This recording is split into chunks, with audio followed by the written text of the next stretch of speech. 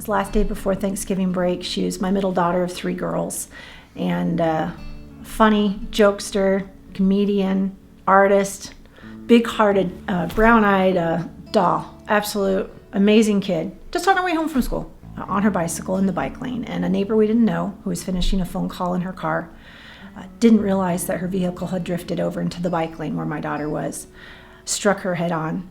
Erica was thrown off her bike backwards, did a 360 in the air, and landed 15 feet in the other direction on the concrete on the back of her head. She didn't have a chance, and she died of a severe brain injury 2 days later on Thanksgiving Day. Absolutely devastating my family. Brandon was 20 years old, and he was with some friends. They had spent the night bowling and drinking. They came back to the parking lot and they were ready to call it a night. And then somebody decided, no, let's go for a ride. I'm not ready to call it a night. They were driving too fast and missed a turn.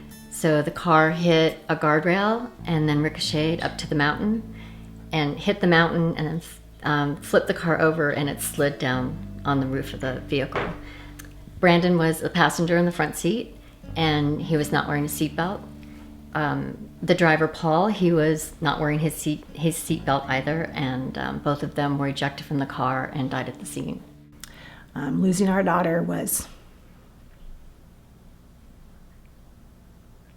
something no parent should have to go through, and that was the position that we were put in. Guts of Grief to me is an opportunity for people to come together with others who've been through a loss just like them. Circumstances don't matter. We are all in a club we never wanted to join. But once you're in it, knowing others who've been through similar type of losses, that's comforting just in itself. But my hope beyond that in bringing people together is to help them walk through their journey right now, right? Where are you at? And let's talk about that and the real emotion and the real impact this has on you and your family and your friends, and what to say to people and what to tell people you need, and coping tools and triggers, and talking about all these things that are part of the grief journey that people don't talk about. It goes beyond cliches and the old, all the it'll be okay, you'll be fine, and it says, grief sucks. And it does.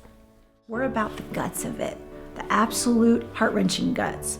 And it's hard to talk about it, but in the end, our goal, Amy and I's goal, is to educate people and have them leaving our event that day feeling like they've got hope. I'm 10 years out from the loss of my son. See that there is some hope, and there is a way through this. It never ends. But there's hope that it will get better and you can find pockets of peace. And if you have the knowledge that you need to empower you to better cope with and process the grief that you're going through, then you're going to get through it. And you're going to survive, and you're going to thrive in life again. That's what we hope to accomplish.